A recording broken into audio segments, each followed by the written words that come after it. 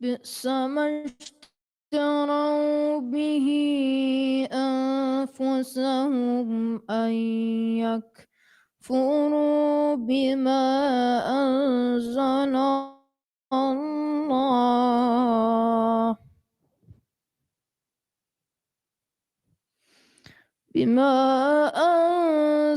الله بغيا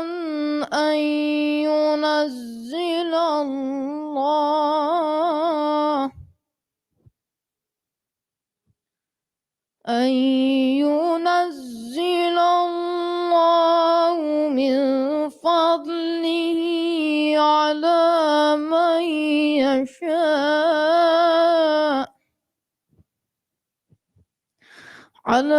من يشاء من عباده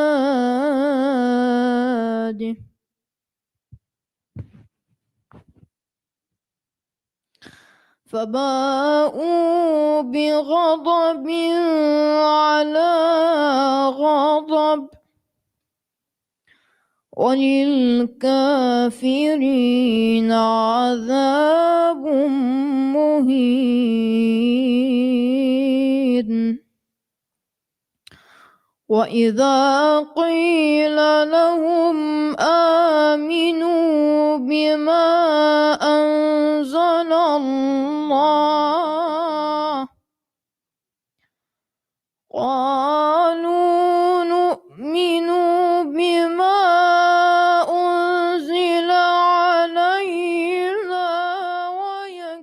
ويكفرون بما وراءه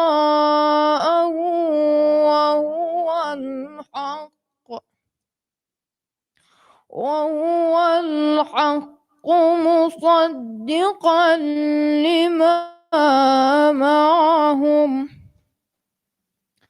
قل فلم تقتلون أنبياء الله من قبل إن كنتم مؤمنين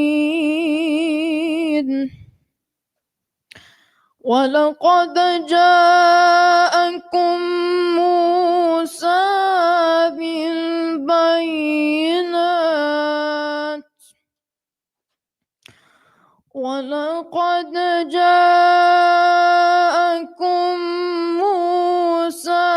بالبينات ثم اتخذتم العجل من بعده وأنتم ظالمون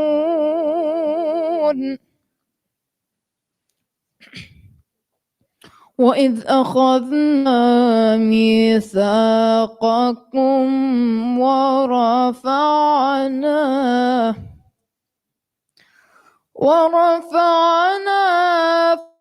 فوقكم الطور خذوا ما آتيناكم بقوة واسمعوا قالوا سمعنا وعصينا وأشربوا في قلوبهم العجل بكفرهم قل بئس ما يأمركم به إيمانكم إن كنتم مؤمنين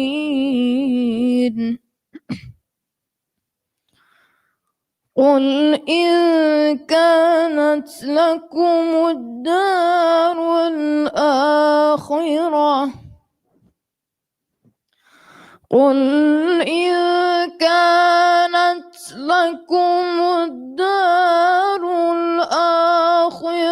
عند الله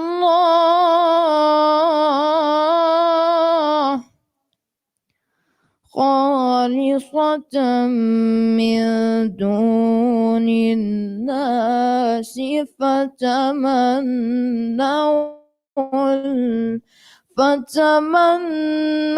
الموت إن كنتم صادقين ولن يتمنوه أبدا بما قدمت أيديهم والله عليم بالظالمين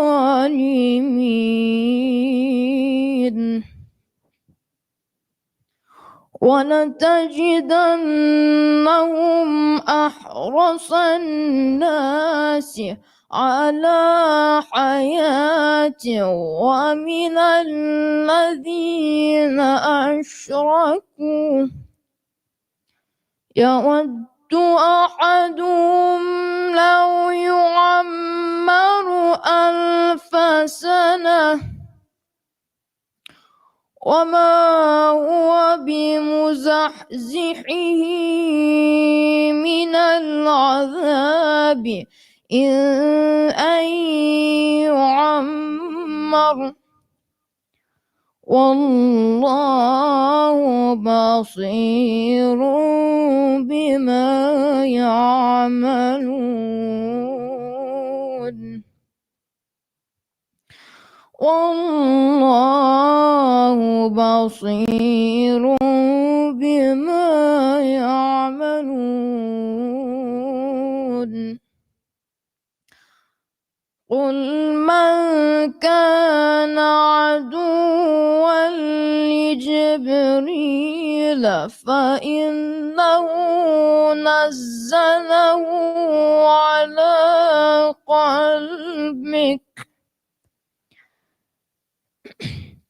على قلبك بإذن الله مصدقا لما بين يديه وهدى وبشرى للمؤمنين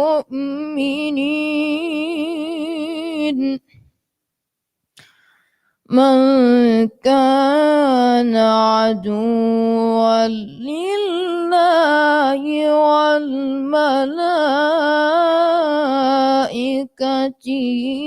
ورسله وجبريل وميكال فإن الله عدو للكافرين عدو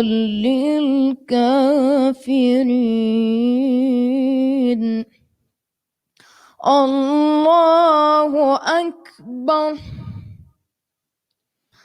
الله أكبر بسم الله الرحمن الرحيم إنا أعطيناك الكوثر فصل لربك وانحر فصل لربك وانحر إن شانئك هو الأبتر هو الأبتر صدق الله العلي العظيم. الفاتحة.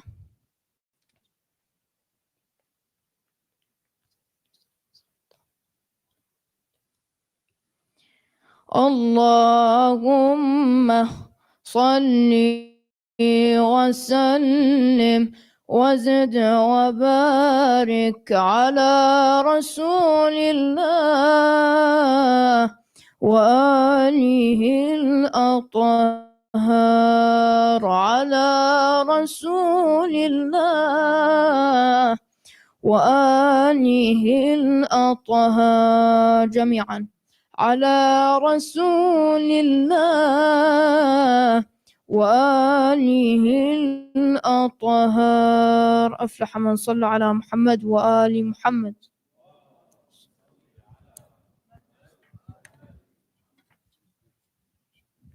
Let's thank Brother Muhammad with a large salawat.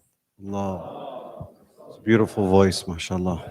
A'udhu billahi minash shaitanir rajeem. Bismillahir rahmanir rahim. All praises are to Allah, the most beneficent, most merciful. I want to thank everybody. Say, alhamdulillah, the ceasefire has been established, but unfortunately, there's a war begin. The war is still happening. There is no real celebration till Gaza, West Bank, Yemen, Iraq, all these places are free from the tyranny.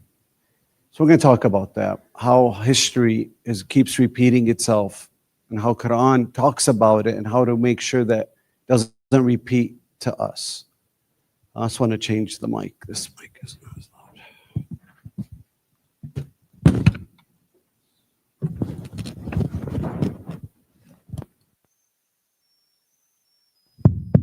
So I'm not going to wreck your Thanksgiving. We're going to talk about it, right? Just like imagine we're all eating together in Israel, joining a feast, but we're in the land of Gaza, and we're celebrating this land that we're eating on, the fruits that would bear. Should that ever be okay? Yes or no? No. Well, what's the celebration tomorrow. It's one thing, it's important to know your history. So as long as you know it and you want to have that turkey, it's fine. But as long as you know your history and you change the reasoning, then our scholar says it's still okay. But typically, you'll notice our scholars would never celebrate Thanksgiving because of the foundation of where it started. Even, I'm going to give you a historian, please. Spend at least an hour a day educating yourself on the history of the foundation of this country, how it came to be in other countries, from the Aztecs to the Arabs to the Jews. It's good to know your history. Even Christmas. Where did Christmas get its validity from? Right? Because the Christians used to give the validity to Easter, not Christmas. Why was Christmas so popular? I didn't want to speak about it, but Christmas. We never know. Now even Muslims celebrate Christmas, which Jesus was never born on Christmas. Do you guys know why Christmas is so important? Who made it important? Coca-Cola. Because they weren't selling Coke when? In the winter. So they said, okay, we'll put this guy who used to rob houses and used to go down chimneys and up chimneys, and they brought him with this other character and merged, and it came about Santa Claus. And now this big white fat guy, everybody wants you to sit on his lap. Why would you ever allow a guy like that to allow your kids to sit on their laps? It never made sense to me. So Islam is about questioning. When Maryam alayhi salam was told, you're going to have a child, no man's going to touch you, did she question God? Yes or no? Yes. When other prophets are told, you're going to have a baby, you're in old age, did he question? Yes. Should you question? Question, why are you Muslim? Question, because some of us don't practice Islam because maybe we have a bad taste because somebody who did practice Islam abused us. And that's what happens over history. Therefore, we don't use that as a reason not to follow. My advice to you is throw those beliefs away. So we're going to question a little bit. We're going to talk about a little bit of ayahs of Quran, talk about a little bit about Thanksgiving. What did it start from, and some other things. So thank you, everybody. Let's start with giving a salawat. Allah. So what beautiful, mashallah, he's got a beautiful voice. It's angelic. The verses that he was talking about were about the Jews in Medina. I just want to give some historical context. The Jews of Medina were way before the Arabs. The reason why the Jews were there, they were waiting for their Messiah. But he found out he was a Gentile. They said, we don't follow you, O prophet. Right? Even though the lay people were like, he's given us everything that the Torah said. We migrated here. And I shared last week, they said, no, it's supposed to be a guy with red hair who's chubby. This isn't him. Because they knew he was a threat. So they didn't want to follow. So how does that correlate to us? Because they were there, and then the Yemeni king came and said, oh wow, and made it more fruitful. So, and they were going to war, but because the Jews of Medina were so kind, he said, okay, I'll leave you, but I'll leave two tribes, the Aus and the Khazraj, polytheists, idol worshippers, right? Believers in different things. Definitely not believers in Tawheed. So that was the setting, okay? So the Jews of Medina migrated there based on the prophecies. Outcome, they finally identified Medina as the location because that was in their Torah. They used to tell the tribes of Aus and Khazraj, when our prophet comes. Who else says the same thing now? Because they used to mock them. Yes, you want to fight us, you want to control us, you want to control our borders, no problem.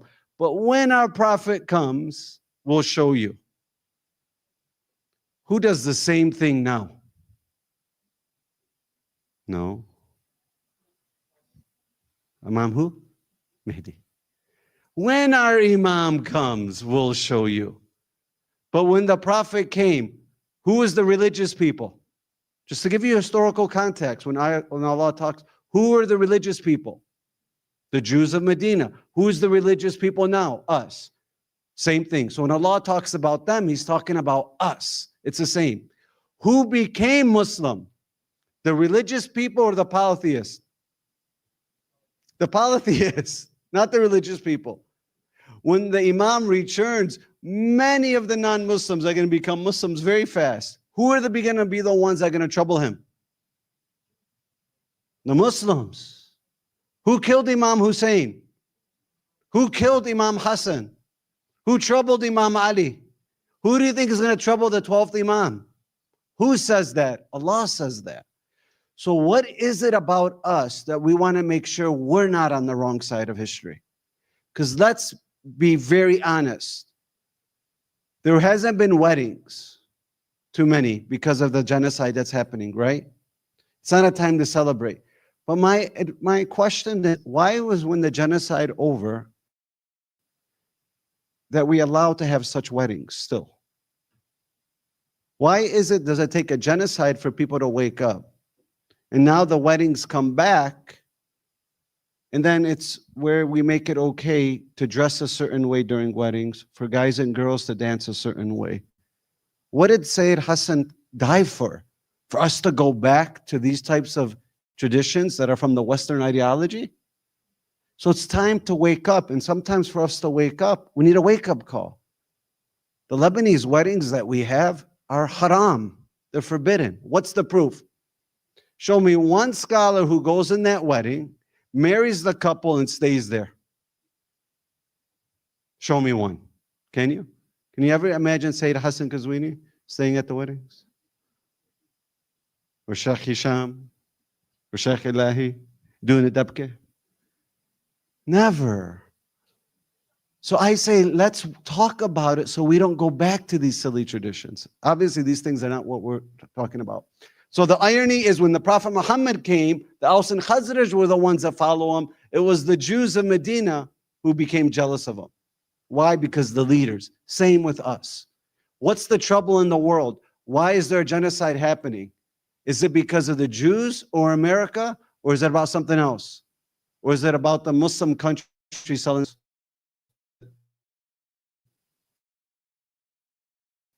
Which one, brothers and sisters? It's Muslim countries, right?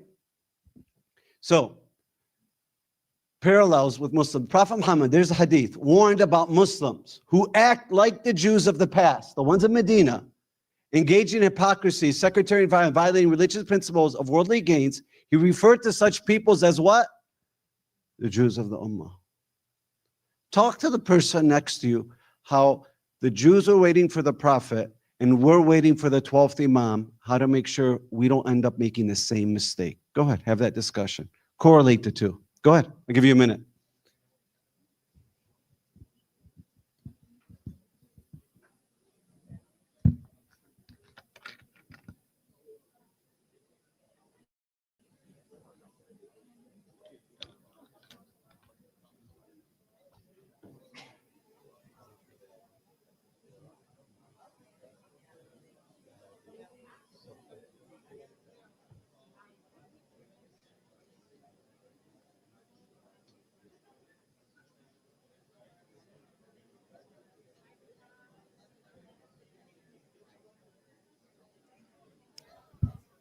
Okay, so now we've set the foundation of these ayahs.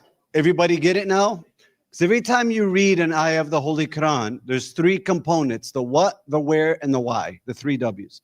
That's why our scholars have spent 40 years to figure out and say, okay, this is what, this is where, this is why. And there's an outer meaning, and then there's an inner meaning. We're going to go about a little bit over both, over the ayahs. All right, indeed, Moses came to you with clear proofs. Came to who? The Jews. Who came to us originally with clear proofs? Prophet Muhammad, right? Same thing. But then you worship the what? Calf. We have peace now. What are we going to go back to worshiping? Right? What is our calf? The Prophet? We're at peace. The Prophet saved us. The 12th Imam saved us. Allah just saved us. The genocide will end. Now we're at peace. How do we go back to worshiping a calf? What's our modern calf? I'm going to come back to this verse. It could be materialism, status, and so on. We're going to come back. And when we took the covenant, you raised the mountain above you. This was during Prophet Musa's time. Allah was upset with them, raised the mountain over their head.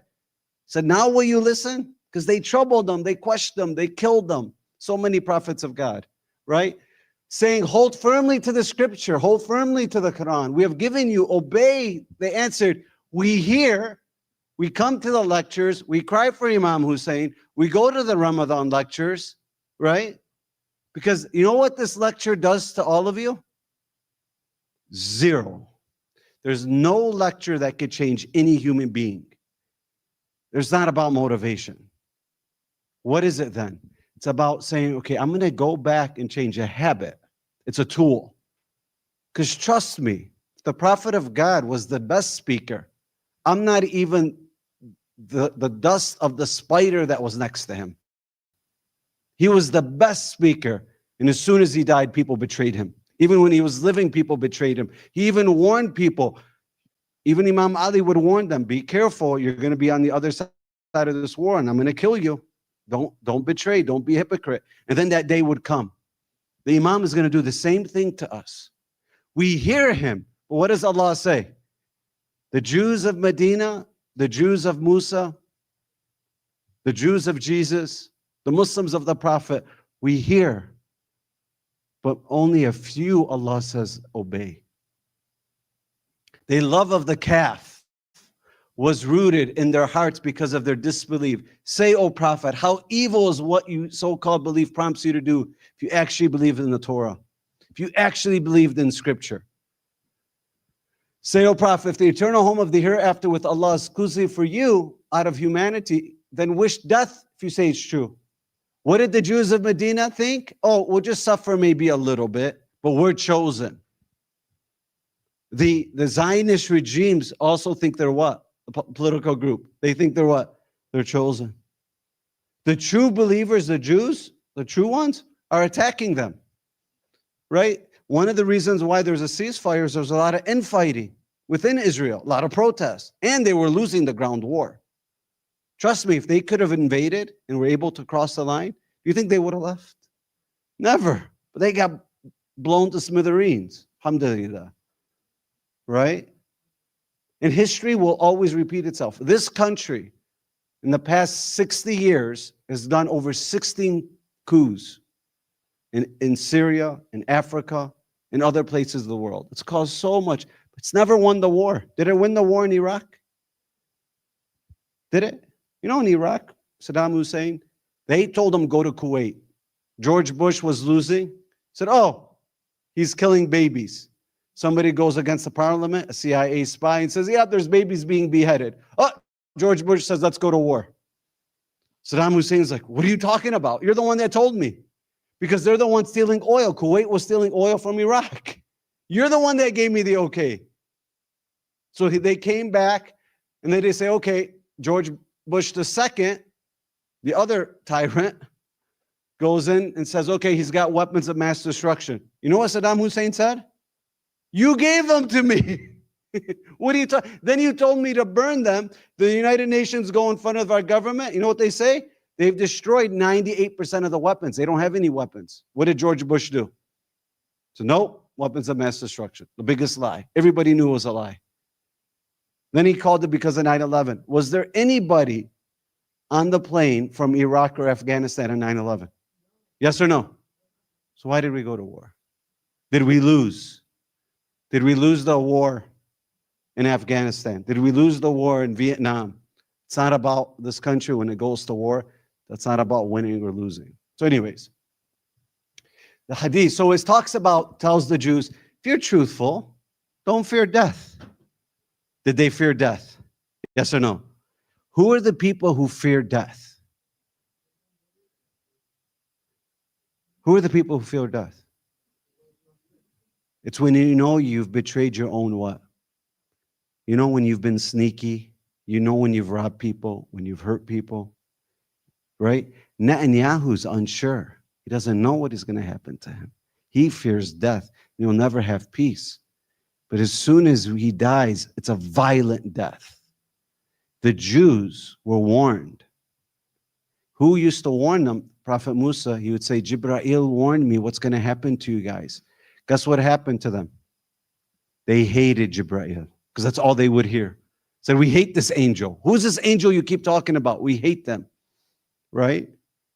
So, O Prophet, if you believe, right, tell them, wish for death, right?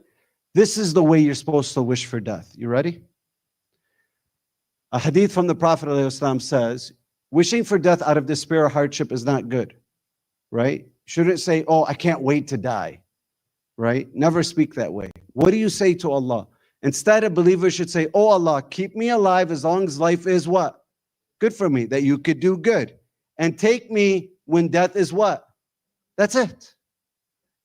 Most of us, and I've given 3 lectures on it, there's the expected death date and forced death date. Because of the food that we eat, the decisions we make, most of us don't reach our expected death date. Very rarely, especially living here, right? So, next ayah, you'll surely find them clinging to life more eagerly than any other people, even more than the polytheists, more than the Aus and Khazraj. Each one of them wished to live 1,000 years, but even if they were to live that long, it would not save them from the punishment, because they would hope, let's live. What does Allah say? There's no grace for you. We think there's hocus pocus in Islam. Oh, I'm a follower of Imam Ali. I'm a follower of our 12th Imam. I'm okay. I cheat from the government a little bit. I do a little bit of insurance scam. It's okay. I gamble maybe once in a while. It was $3,000 bet. It's okay. You'll be punished more than anybody else. Why? Because you heard and you didn't what? Believe. The other people who are gambling, the other people who are doing this haram, they didn't what? Hear. So you're judged at a different level. Be careful. It's not me telling you this, brothers and sisters. Who's telling you? Allah. This is why our scholars say, stop talking about history so much. Stop talking about things. We listen to it because that's what you like to hear. Said enough. Our communities are not becoming more Husseini-like. Talk what? Quran. Focus on that. Okay, and they were to live that long. It would not save them from the punishment. Allah is all seeing what you do. Reality check. Lengthy life won't avert divine punishment for sins. Allah is fully aware of what their action is. Next ayah. So, O Prophet, whoever is an enemy of Jibreel. Why are they enemy of Jibreel? Who's an enemy? Right? Think how some of you are enemy to your parents who tell you, A, do B, do better in school, dress a certain way. Don't hang out with that guy. He's no good for you. What happens? Can you believe my mom said this? And then we start sneaky. We start hating people who give us good advice. Why? That's when you know you're attached to this world. Is that you're willing to share more with your friends than your parents. Good luck. If your parents are good people, I could see why if your parents make you feel 10 times worse, why you hide things from them. But if they're good people and they keep telling you, imagine when they're gone, who's going to be there to save you? Think about it, brothers and sisters. Think about when you're a child. Imagine when you cried and your mom wasn't there. All those people in Iraq, 3 million people died because of the Gulf, not the Gulf War, the other war after 9/11. 3 million. You know how many orphans in Iraq? How many people woke up? Do you know the suicide in this country skyrocketed after the war? Why? Who was killing themselves? The soldiers. PTSD. Look at the history. Look at the facts. They would just go in and wipe out because they were so scared to die. So they would just kill everybody. And everybody was a possible threat. Who said the same thing? Netanyahu. Even if the children die, it's okay, because when they rise up, they'll attack us anyway. They're all. Good luck. 3 million people. Now imagine that orphan who sees his mom. He cries, she comes. The next day, mom dies because of some soldier. Doesn't even know why he's at this war. The orphan cries. What happens? Nobody comes. What would that orphan child do just to hug his mom one more time? What would that orphan child do just to allow his mom to come speak to him, give him advice? Brothers and sisters, be very careful. One of the curses of God is when God gives you a blessing of your parents and you don't appreciate it and you talk back, or you deceive in any way. You will never, ever, ever find comfort. You are in the same mold as Netanyahu. I'm going to repeat it. You're in the same mold. Because if you can't appreciate your parents who are good to you, tell me, how are you going to appreciate anything else? Who says that? Allah.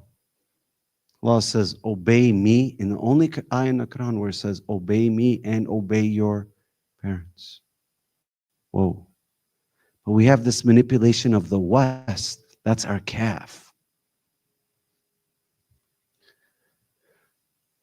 Some Jews claimed animosity towards Jibreel. We talked about that, right? They said, oh, you know what they told the Prophet? We would have followed you if you would have told us it was Michael.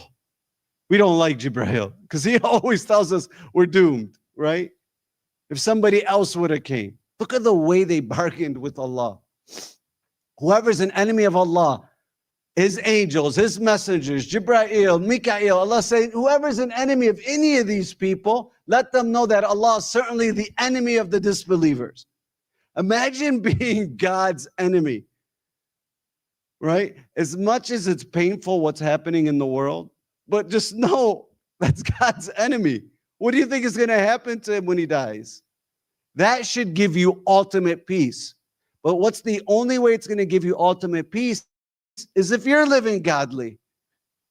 Otherwise, you'll have no peace in your hearts. So since this genocide ended, inshallah, the other one will end. Let's not go back to our cultural ways of the things that we would celebrate and do. Please. It's not the time anymore. It's time to become so different than these wretched human beings.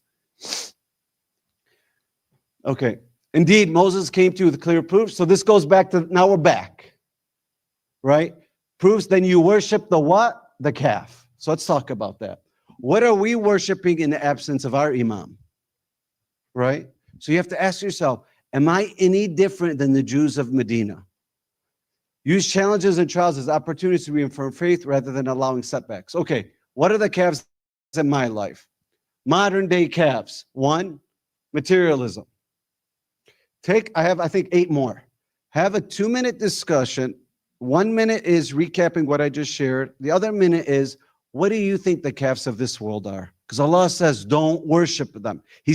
Whenever he talks about the Bani Israel, he's talking about us.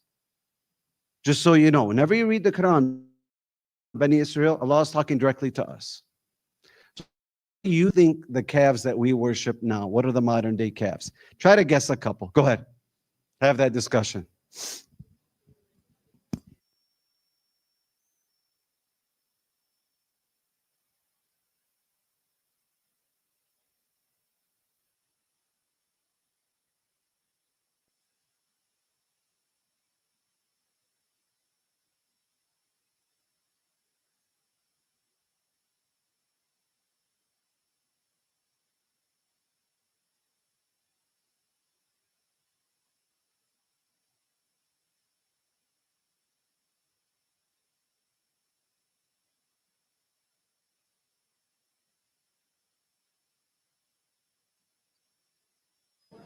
All right, you ready? So the modern day calf, materialism, money, social media, David, phone, gratification, social media, entertainment. What? You tell me. Shoes. Don't you sell shoes? If anybody needs shoes, raise your hand. We're going to talk about that too. That's good that we talked about, right? Like I wear Jordans, right? Would I have bought these shoes if the Jordan label wasn't on them? Why do I need to belong? Could that be one of our gods, our calves, right? The need to belong. What else? Who else would like to guess? Ready? Because there's still so much to go through. Anybody else? All right, yes. Yourself, right? You know how you do meditations? Find yourself, right? Be truthful to yourself. That's shirk. What do you mean find yourself? You want to find yourself, you could become arrogant, thinking you're so spiritual, nobody else is. You're so enlightened, nobody else is. You want to find yourself so you could find who? Allah. And to realize you're what? Nothing. Right? So there's materialism. Next, fame, social media, right? How about if I told you, all you got to do is just maybe expose yourself a little bit, you'll get 10 million followers and $1 million. How many people will do it, right? Within our own community, women, when social media came around and people were validating things and selling things, interesting phenomenon happened, hijab started coming off. And then people would be celebrating, and under the context within Muslims will say, congratulations. What do you mean? Well, she's liberated, she's free. What do you mean she's free? What does that mean? What did Allah tell us how to free yourself? You know what the Prophet told us about true modesty? He said, lower your gaze so you could see wonders. Lower your gaze so you could see wonders. Imagine, sisters, you're married to a guy, right? And every time you're at a dinner table, there's a pretty girl walks by, he always looks. And your kids are watching him, watching her, and you're watching all this. Would you ever like that? Would you ever tell her, oh, she's so pretty, you could look at her, it's okay? Would you? No. So if you want a modest man, what should you be? Brothers. Can you imagine your wife texting 3 guys at the same time, saying, oh, they're just my friends? Would you ever be comfortable with it? Yes or no? No. So if you want a modest woman, what should you be? Modest. By the way, you know what I think the biggest problem with our woman's modesty? It's not the woman, it's who? It's the men. If they simply just learn to lower their gaze, there'd be less demand. And it would change. Okay, so modern day calves, materialism, fame and social media, career and status, right? This is a big one. We used to work in the 20s and 30s. There used to be purpose. Now we're working in warehouses and Amazon boxes, right? What's the percentage of people who feel purpose at work? That's why when people retire, what happens shortly after? They get depressed and they what? Because their life wasn't filled with meaning. That was their calf, right? Relationships, people pleasing, right? As soon as somebody tells you, I don't love you, what happens to us? As soon as somebody says, get away from me, I want somebody else's attention, what happens to us? That's our modern day calf. Nationalism, tribalism, right? That's what happens to the Zionist regimes. It happens to us. How were the Lebanese treating the Palestinians before the war a couple of years ago? How would they speak about them? I was in Lebanon. I saw it. I witnessed it. I witnessed the way the cab drivers would speak about the Palestinians, how they did this and they took things and these refugees and they're dirty. I witnessed it. Right? Now we're all protesting together. Inshallah, stays that way, right? Entertainment, instant gratification, technology, self-worship. Somebody said that. I think everybody said everything just about, right? So take 5 seconds and just pick one that you want to focus on. Go ahead. We all have. I think I have all these, right? Pick one.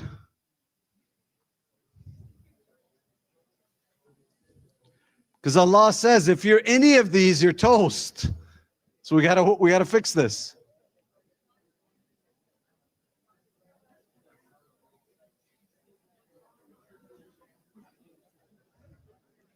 What would your mom say? It's another way of guessing it.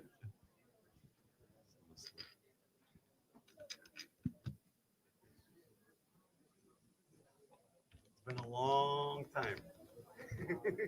Still handsome. All right. Everybody have a calf? Does anybody think they're any of these? None of these? If you don't, then you should be the one speaking, because we should be listening to you, right? We all, living in the West, we all have this. Allah says, don't worship the calf. They had an affinity for calves. What's the proof? As soon as Prophet Musa went to the mountain, right? What were the people worshiping right after that? The calf, right? Think about it. They had an affinity to this thing. So, this chapter, everybody should read this book completely. It was perfect timing. This chapter and what were in our modern day calves. True or false?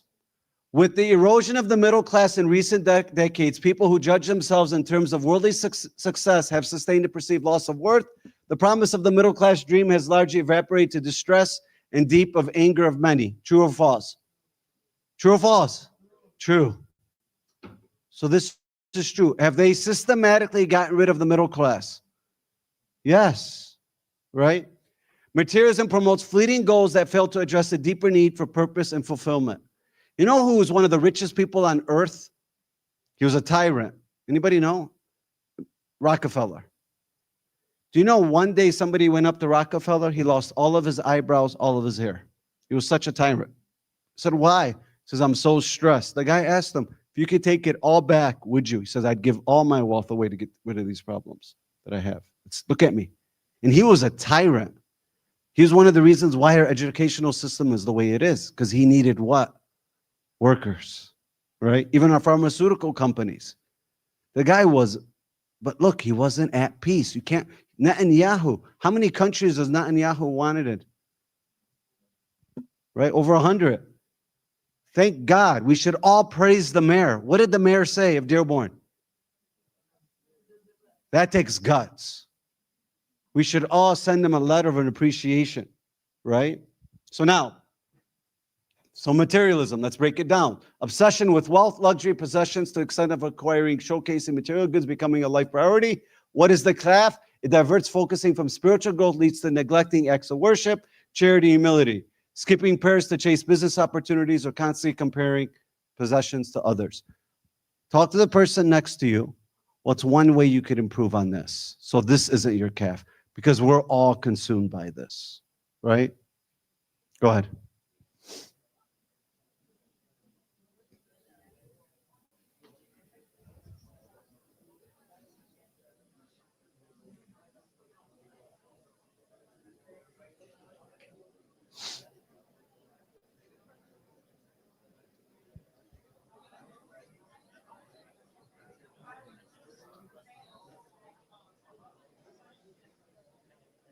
How can you improve? Make sure you're not material.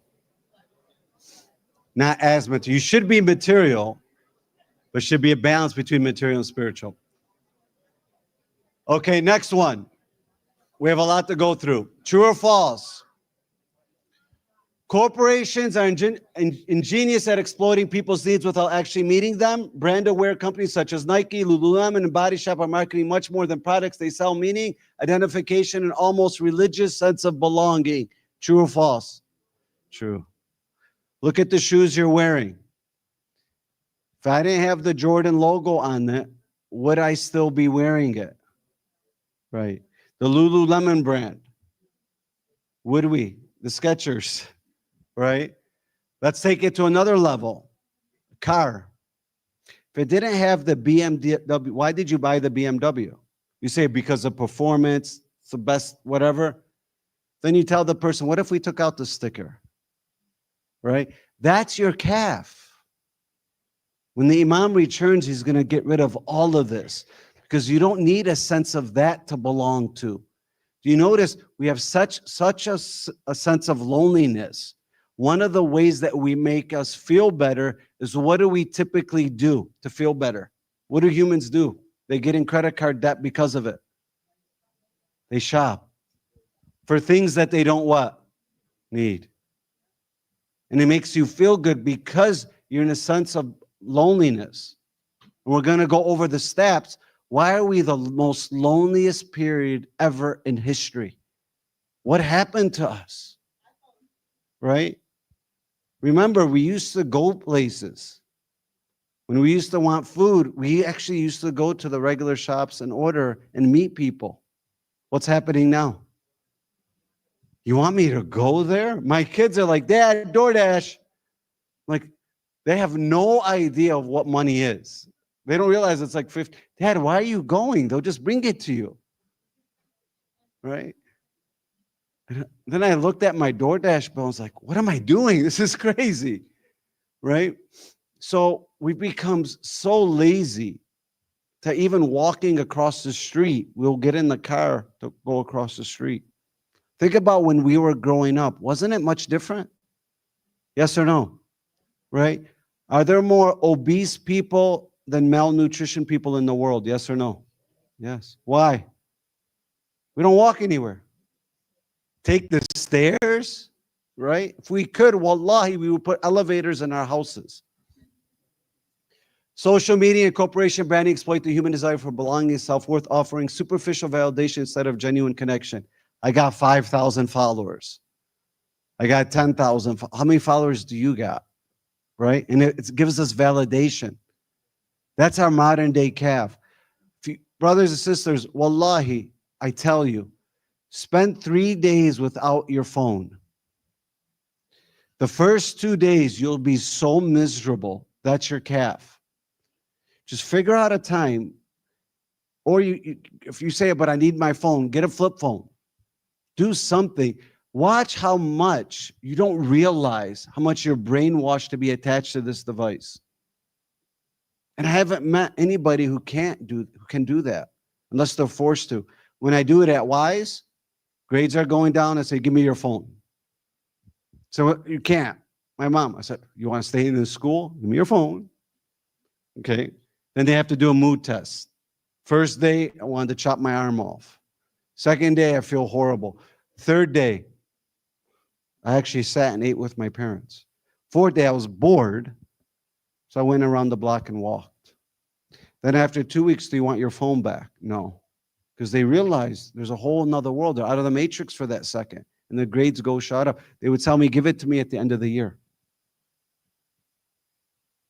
We have to disconnect. That becomes your calf. These are tools, but not at the state of worship. Famous social media validation, what it looks like, seeking like followers, approval on social platforms, define self-worth and success. This is why suicide level is at the highest it's ever been in history. When we used to be sad, people who used to drink alcohol in the 90s and 80s and 70s as teenagers, they would be sad. In their 20s, they would drink alcohol. That's why over 90% of alcoholics started as a teenager. We started as a teenager, social media. It's replaced alcohol. And now when we're sad, we go to what? In our room? Social media. It's just like opening up the liquor cabinet. When they used to get drunk, they used to kill each other. 80% homicide rate than suicide rate between the ages of 12 and 25. Now, since 2012, when half the world owned an iPhone, guess what happened? That number's flipped. More people now kill themselves than killing each other. You never see stats like that in history. There's a reason why some of these makers don't allow their kids to touch these devices. So what's the catch? Shifts reliance and self-worth from Allah to fleeting opinions on others. Prioritizing image over character, compromising Islamic values or trends or popularity. This one, right? Especially when it comes to sports. Some of the things that you guys say about these athletes Wallahi, you would never say it to their face. LeBron James is like 6'9". He's a monster. You would never look at him and say these things that you say about to your other friends. So tell me, when does it become halal to talk about these people in such an indecent way? But you notice how we've made it okay because of through competition, which is a lower energy center? That guy stinks. Can you imagine somebody coming to you and say, you stink? Would it ever make you feel good? Tell me in history, from the prophets and the sunnah, when has it ever been okay to speak about athletes this way? Do you know why they do that? To keep us what? Busy. No different than when they used to kill each other in the Colosseum. Oh, he stinks. He'll never do it. True or false? These are all excerpts from the chapter. An investor dabbling daily in millions told Pulitzer Prize winner journalist Charles Duhigg, I feel like I'm wasting my life. When I die, is anyone going to care that I earn an extra percentage point of my return? Think about what you're working every day, spending 9 hours away from your family. Is it a job of purpose? Because brothers and sisters, it's not Allah, it's not your job who pays you. It's who? Allah. When I went, Hajj Judge David Turfy is here.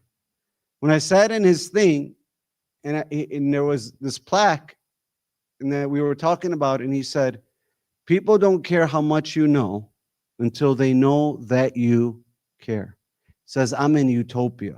I'm able, the life that I'm living now in terms of helping people, I wake up excited to have this type of job. But he worked extremely hard for it to get it. And you know his story.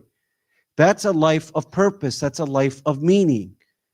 What do we do? Our mind, let me become a doctor or a lawyer, because my parents said I'm not a doctor or lawyer, I'm a failure. And let me do this. And then you're not happy, but you're able to pay your bills and pay the BMW, to go on the status, to put it on your social media, to make it all these your calves, and nobody's winning. The only person clapping is Shaitan. That's how most people are living. Tell me, yes or no? Yeah.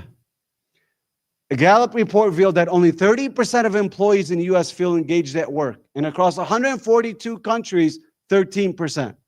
Doesn't that sound like slavery?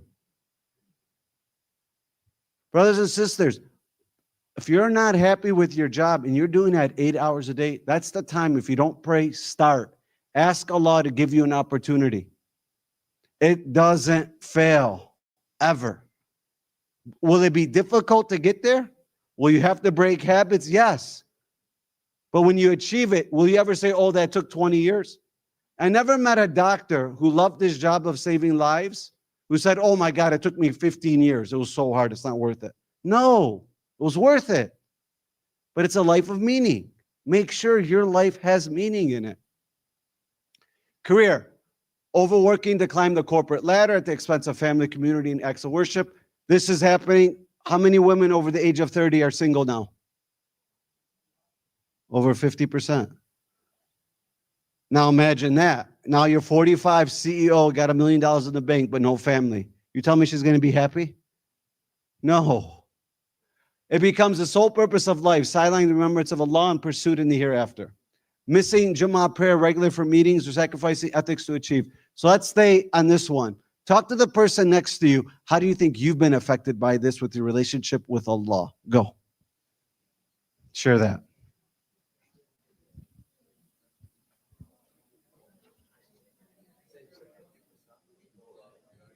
Yeah, by 2028, women will be.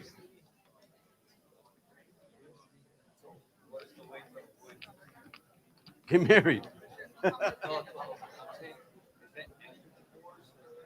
No, single. All right.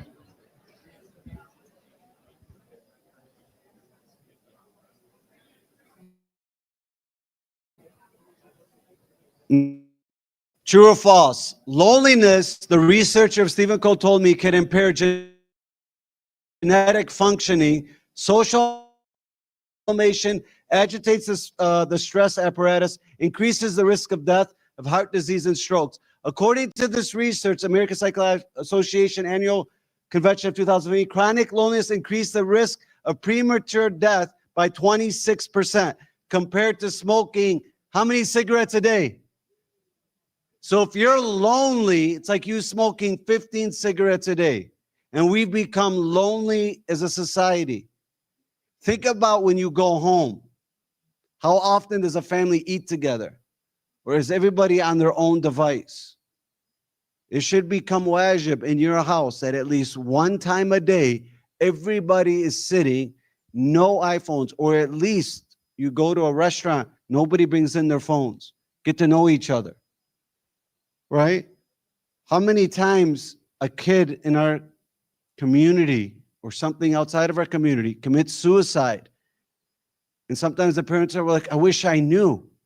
But how much were you connected where that kid was allowed to express healthy anger? Or were we too busy going after the Jones of the world? What was happening? What happened to our ummah that we don't even know our kids anymore? That our friends know more about your child than your parent does. That's when you know you're failing. That's when I know. I'm a parent of 3. If that ever happens, I always reflect on myself and say, what did I do? And I've shared those stories. Okay. Relationships. What it looks like prioritizing pleasing others, friends, family, society, over obeying Allah's commands. Right? I don't mean to bring up wedding. But one time my mom was like, you better go to this wedding. It's like, Ma, I don't go to these weddings. So it's our cousin, you have to go.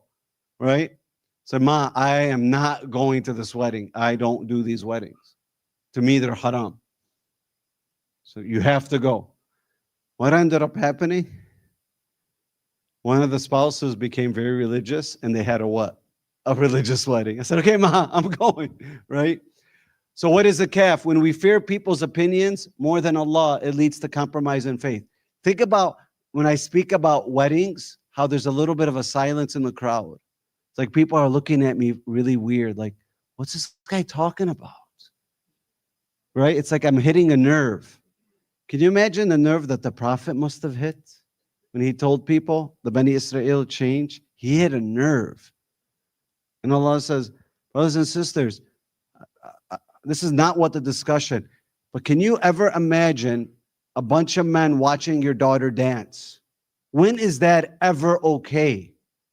Or your wife, somebody watching your wife who's dressed maybe a little bit tight clothes, watching her dance. When is that ever okay? You could say you don't want to do it, but don't say it's okay. You could say, I'm not ready, but don't say you don't believe in that. It's not okay. Because every time I mentioned marriage, there was a silence in the crowd almost, like I'm being looked at funny. Tell me, if the Prophet of God or the Imams would not, or Fatima Zahra would not be at that wedding, should we have it? No. So I'm sorry if I said anything. I think about half the people are about to leave. All right, I'm sorry. Avoiding hijab or modesty because of societal pressure joining un-Islamic gatherings and acceptance. Trust me, our community, majority don't wear hijab, majority don't pray. If we were living in an Islamic lifestyle where majority did, majority would. So a lot of these people will be forgiven. In Dubai, you'll have models who go in, they wear full abba, beautiful abba, right?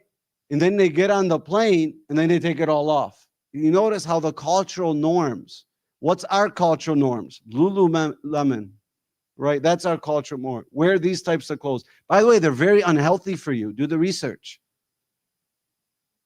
The fabric that they use, it's very unhealthy. It's done on purpose. Okay. True or false? Extreme examples include physical dislocation forced upon North America, induced economic of the entire regions. We're going to talk about that because of Thanksgiving. National tribalism, placing ethnic, culture, national identity over universal Islamic brotherhood. Before the war, I witnessed that when I went to Lebanon, the way the Lebanese would talk about the Palestinians and so on and so forth, right? What's the calf? It causes division, arrogance, and prioritizing allegiance over allegiance to worldly contract allegiance to Allah. What's one of the problems with this? Marriage. Let's go back to marriage. Let's say your daughter comes to you, says, Ma, I found this guy. He prays. He drives a Ferrari. I brought him here.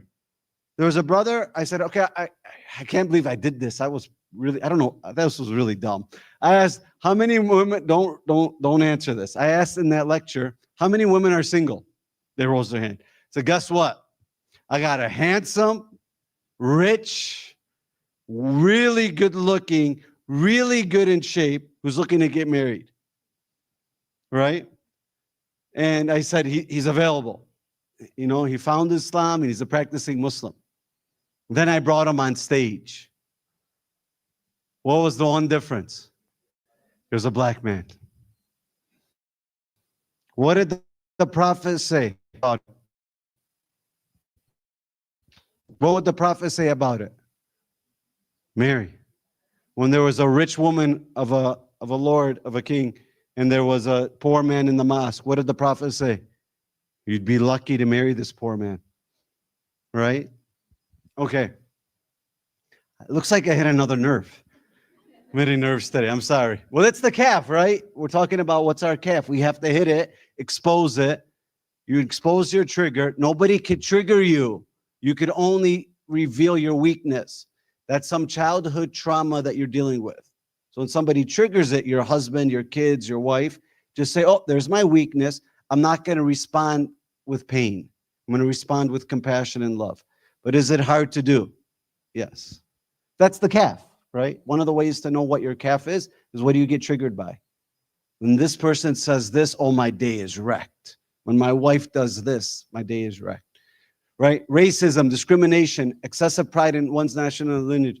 Brothers and sisters, it's an Arab community. We could be somewhat what? Yes or no? Yeah. There's a word. I can't stand it. I was at the Fairlane Club playing basketball, and there was a worker there. There was a black worker. He was really good in basketball. And when we were playing, he was a really nice guy. And one day he came up to me, and this was the last day I've ever seen him. Wallahi. He asked me, he says, man, everybody's so cool to me. I love this job. What does the word, this abid mean? Because they said my nickname is Abid. Because a bunch of 20-year-olds says, hey, we like you. Abid, pass us the ball. Abid, go get this. And they were mocking him. They didn't know. He says, what does Abid mean? They told me it just means friend. So I said it's a slave. Wallahi, it was like somebody took his spirit out of his body. He left. I never seen him again. But can I be very honest with you? When we, right now, with the Lebanese, I don't know if it's the Iraqi too, but I know the Lebanese, one of the words we use constantly when we refer to black people is what? Abid. Abid. You're not allowed. Abdullah, slave of who? Allah. That's okay. To call somebody an Abid? What word should you use? Aswad. Okay. Looks like I hit another nerve.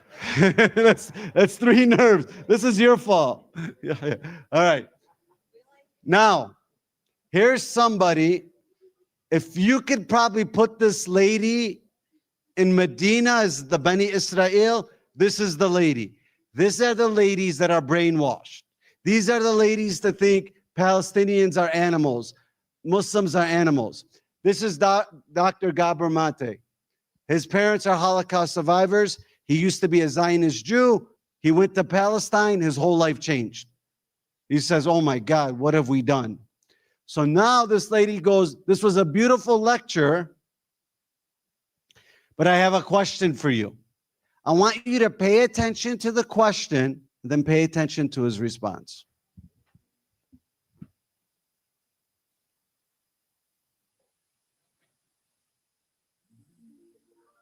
Wix gives you the freedom to tell your story.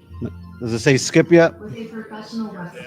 I go back to your lecture and you talked about compassion of recognition, compassion of understanding, compassion of truth, find it in ourselves.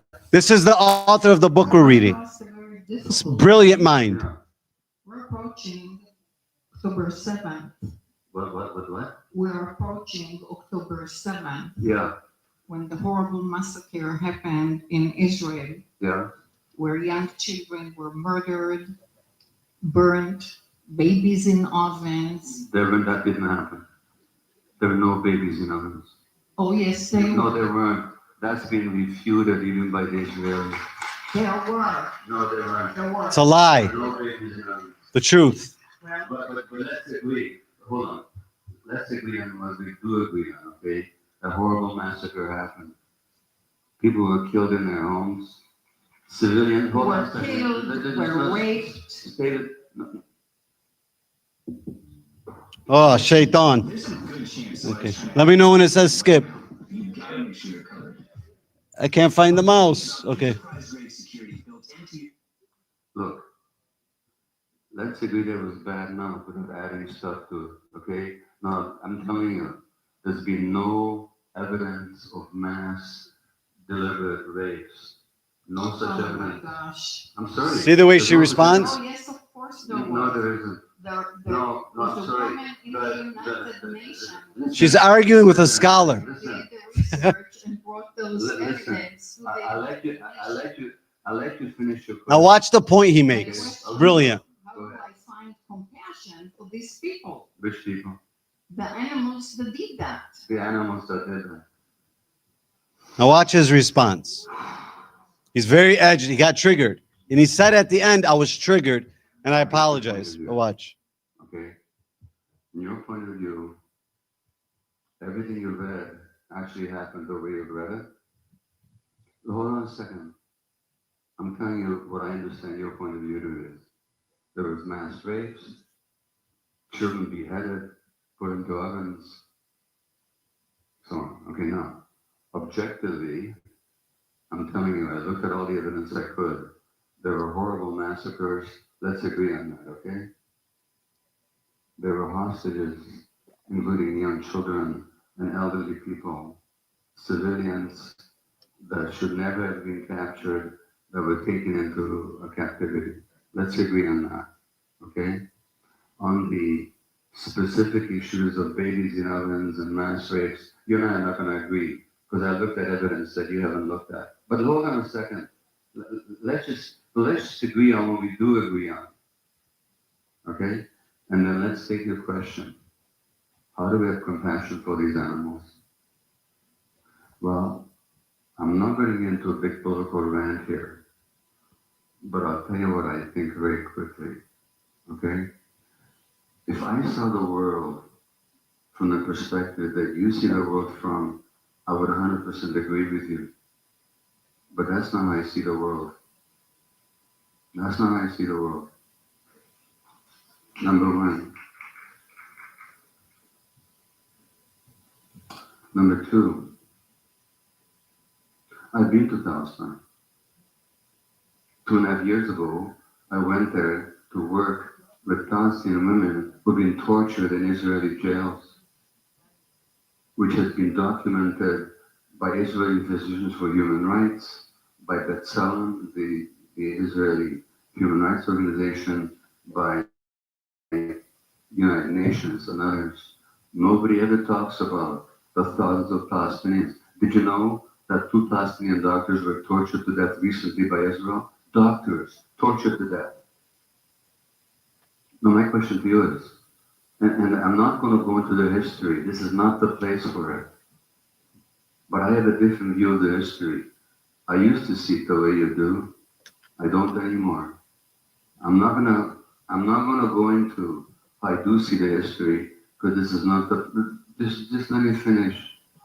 Honest to God, I'll give you the last word, I promise you. I do promise you that, okay? History did not begin on October the 7th. And here's what I know. Most of my fellow Jews, now in Canada, you know, I mentioned the residential schools. Listen to this.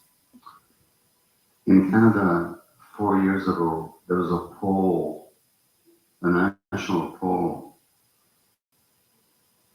Now, thousands of children died in those schools. Ah. Weeks. gives you the power of AI to build the website you need. The full bit. It's only about a minute left. Tortured, raped. Just a minute left. Not even controversial. There was a poll in Canada.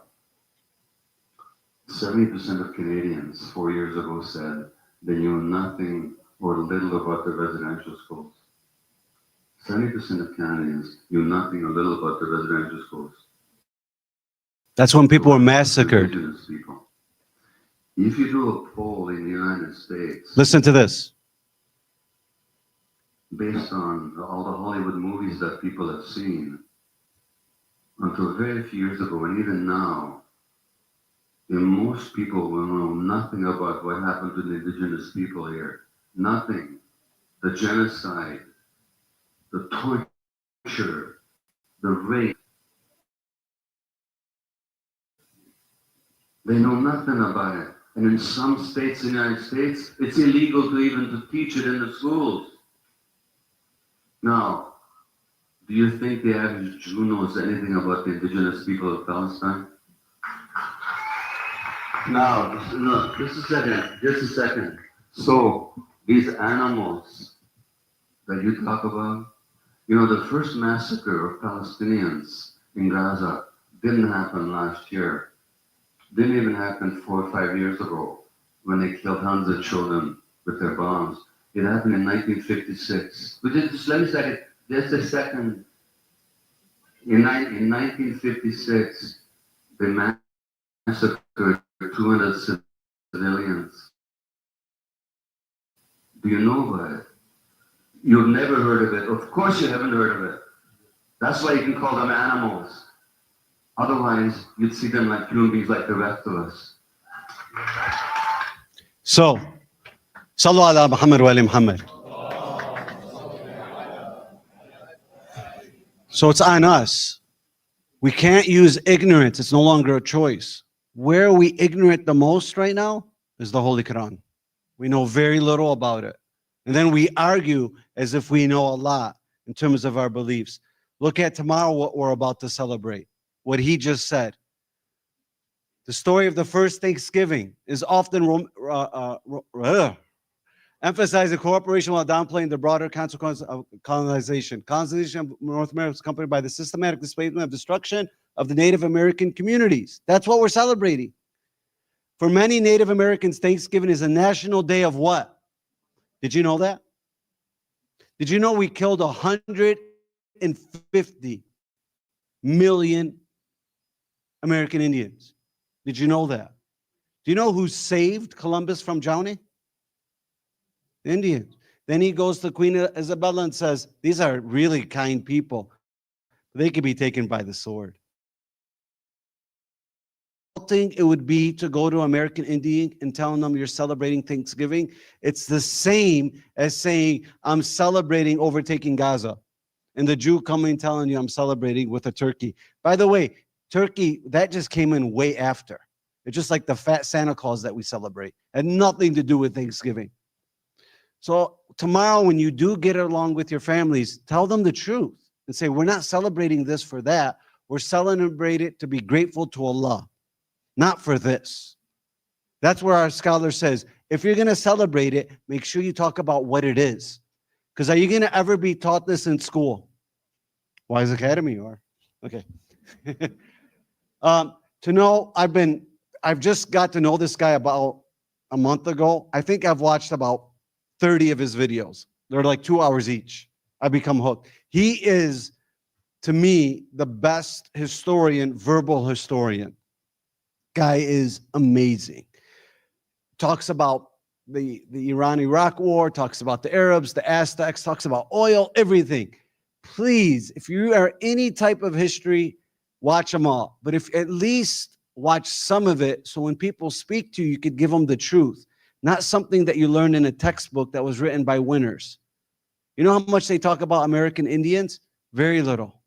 In the history, it's like one paragraph or one sentence. Right? So his name is Roy Casagrande. It's called the Athens Schools. That's his page. The guy is brilliant.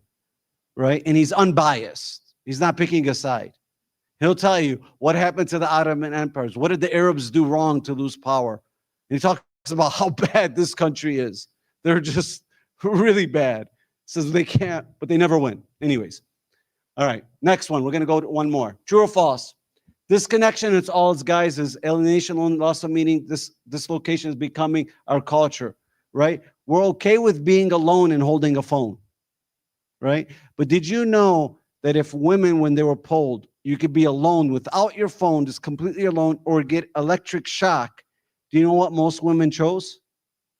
Electric shock. People couldn't be alone. You notice right before you go to sleep, what are you typically on? Please, the last half hour of your day, get rid of that calf. Right? Spend time with who? Yourself. Speak to Allah. That's a form of dhikr. This is who I was today. You know all you got to do to figure out what your calf is? Right before you go to sleep today, don't touch your phone and have a conversation with Allah. Oh Allah, this is what I've been doing. Watch what will come to you. This is how I treat my mom, my wife, my job, everything. Have that conversation. We're in this matrix. They call it a matrix for a reason, to keep us busy. We're not even for a minute do we reflect. All right, because we're way over time. So entertainment, instant gratification, addiction to movies, video games, sports, and other forms. Calf, excessive indulgence in these activities distracts from worship. All right, I guess I better go all in today. You ready for this one? Why is it, when I asked the Y students on Friday, rated R movies, who are rated R movies for? How did they respond?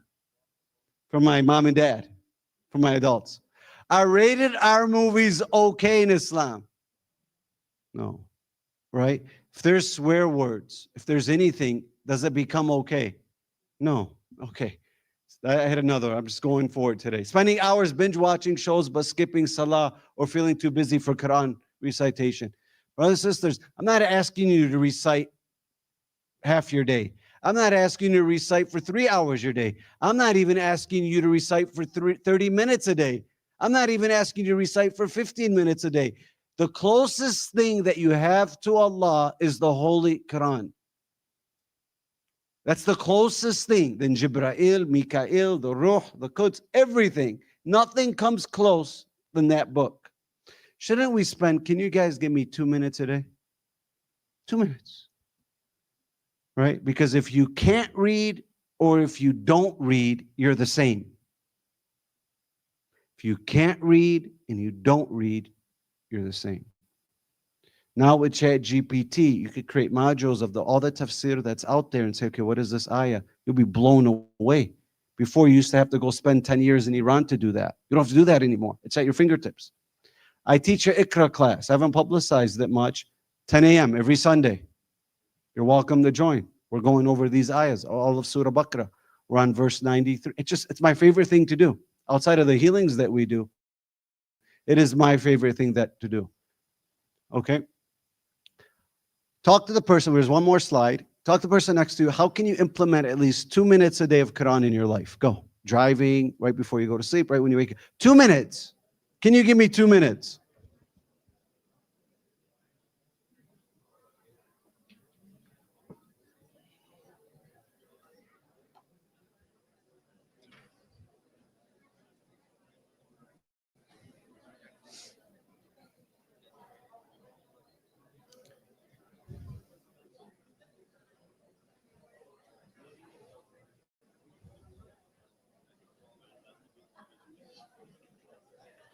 Okay.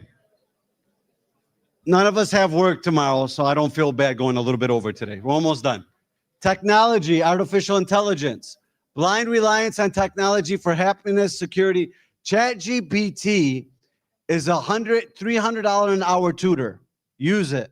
But should it do the work for you? No, right? So there's a difference, there's a fine line. I use ChatGPT for, it's my life. ChatGPT is life. It's the clock, right? Imagine the world before the clock. Now imagine it now. That's what ChatGPT and AI is. It's the modern day clock. And it's no longer a choice to be ignorant. It's at your fingertips. Now, It could create false sense of power and diminished reliance on Allah. Technological advancements solve all issues while neglecting dua and spiritual accountability. ChatGPT, at the end of the day, it's got no consciousness, just a machine. One thing it cannot do is giving you spiritual fulfillment. That is your prayer. That is your dhikr. That's you speaking to Allah. That's your deeds. You could have everything in this world, but if you don't have the deeds, the follow to Allah means nothing. Zero. And that's something that no AI, no machine, nothing give you. So don't be fooled. So now, self-worship. Obsessing over personal desires, achievements, and appearance. That's a big one. It elevates the self above submission to Allah, turning personal desires into object of worship. Constantly seeking self-satisfaction at the expense of responsibilities, family, and relationship with Allah. That's a big one, right? You realize how many things that we put in front of Allah, and we don't even realize that we're doing it from a day-to-day basis. So, practical. Daily self-reflections, balance, strengthen worship, regular detachments. Talk to the person. You're going to do the 1 minute, and then talk about how maybe you'll talk about how Thanksgiving tomorrow maybe is the day of mourning, or you could talk about what Dr. Gabor Mate said, or anything else that you learn. Take 2 minutes before we end and share one of these things, what you're going to do, and one reflection of the lecture today. Go ahead. We shared a lot. We talked about the ayahs of Quran, talked about the calf. What's one takeaway from this lecture? Go ahead.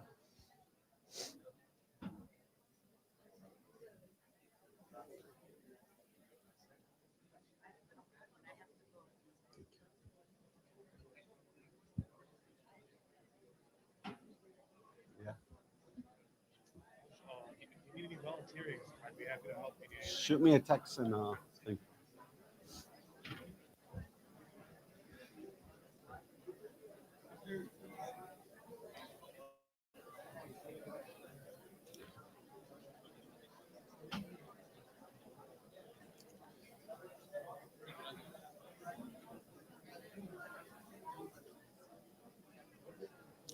Okay, usually I do a good job of not triggering. Today I know I hit. So because tomorrow we don't have to wake up, right? Of course we'll wake up for Fajr, I hope. Any questions? Anything at all from the lecture or anything outside? Anything that you would like to ask that said, okay, this hit me the wrong way or this hit me the right way? Do you guys agree with pretty much what I've been saying? Am I sharing you my personal beliefs? No, I'll never do that. I promise you, I never will share you my, who the heck am I? But I do want us to focus on the Holy Quran, because these genocides, everything that's happening is because of the Jews of Medina didn't follow the Prophet, or else we'd be living in a much different world. Karbala wouldn't have happened. So many things wouldn't have happened. If Yazid just would have left them alone, Muslims killing Muslims, Karbala would have been avoided. So any questions at all that somebody would like to ask? Yes. I'll repeat it, so go ahead.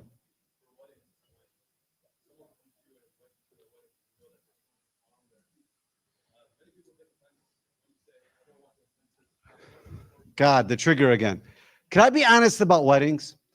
Outside of the immediate 30 cousins, wallahi, when I used to, I don't want to give names, but when I used to see people get wedding cards, they used to curse them. Another wedding, another $100, right? And if I don't go, I'm blacklisted. Can we get rid of that? How do we get rid of that? Right? That people should know. Right? And why? Send a card, do something. You know what some people do is they go there for the food and then they leave, right? Just like the sheikh. So there's workaround. Listen, men and women, just guys, if you would never want your daughter in that scenario, then that wedding probably isn't a place that you should be. That's it. If women are dancing in tight clothes and they're dancing, just imagine if that's your daughter. Right? Society has become very weird. Now men like when their women are looked at by other men. We become very strange. You know, some men like that, right? It's like a fantasy. It's a really weird place.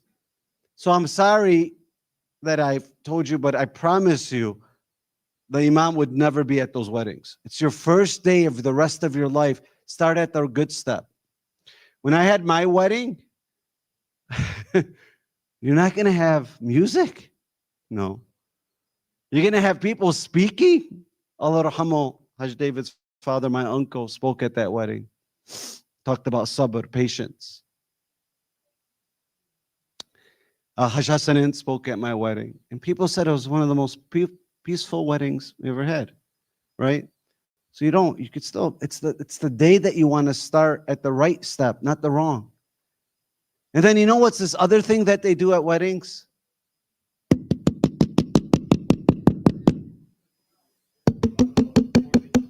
What does that mean? Is it ever allowed within Islam to kiss somebody in public? Ever? You know when you go to a park and you see people kissing, does that look nice or does it look pretty disgusting? When is it okay? Don't clap the plates. God, I'm hitting nerves today. Why'd you have to ask me that question? Okay. We're going to have half the crowd next week. Anybody else? By the way, can I be, you know, I do counseling. I do about 30 sessions. When somebody comes with drugs or they've done bad things, you know what I say at the end of my discussion? Oh, by the way, when you leave here, I don't care if you go back to it or not. I really don't. If you go to these weddings or you don't, I don't care. I'm not going to lose any sleep over it, right? I'm just telling you it's the truth. It's the truth from what I believe in the Holy Quran, and I better follow it. Otherwise, the most detestable thing to Allah is that I speak it and I don't follow it. I'll be doomed. Yes. How do you know? Well, right now, somebody, whatever you want to do, has already done it. You read their books. Like when I interview students that come to WISE, and right when they want to say, I want to be a lawyer, you know what's the first thing I do? I send them to Dr. David's, Hajj David's chambers, Judge David Turfy. So go and he's going to give you 20 minutes of his time. And he'll tell you all about it.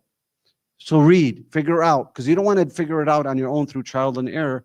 And then go see, there's somebody who wanted to be a therapist. Thank God I did that. So having that experience and reading, right? But you got to do something. Like my daughter wanted to sell things, and I said, okay, try it. But her nature isn't to be an entrepreneur. I said, okay, now try something else, right? Figure out. What else? Anybody else? Yeah.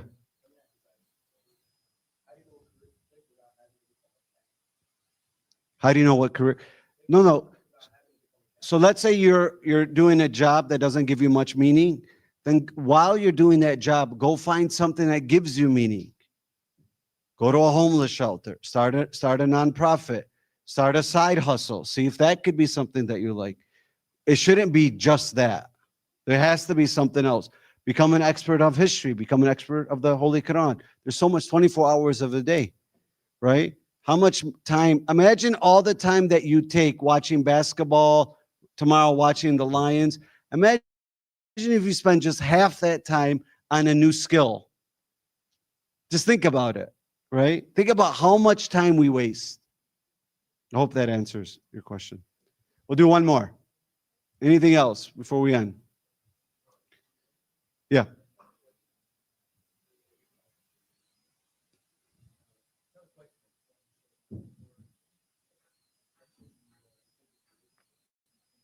Yeah.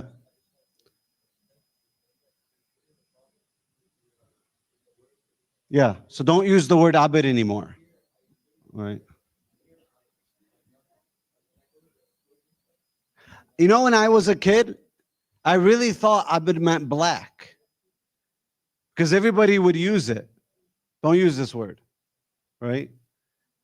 Don't. It's a bad word. So we went over a lot today. Thank you guys. Inshallah, we'll continue this conversation. I promise to be more balanced next week. I went a little bit older, so inshallah, what time is it? We'll do the meditation at 10:10 for those joining us. Oh, this is for anybody that wants to join the group. If anybody wants a sponsor tonight. Yeah. Just wait till everybody leaves and then you can. Thank you. Thank you. How are you doing? I'm very well. In a while.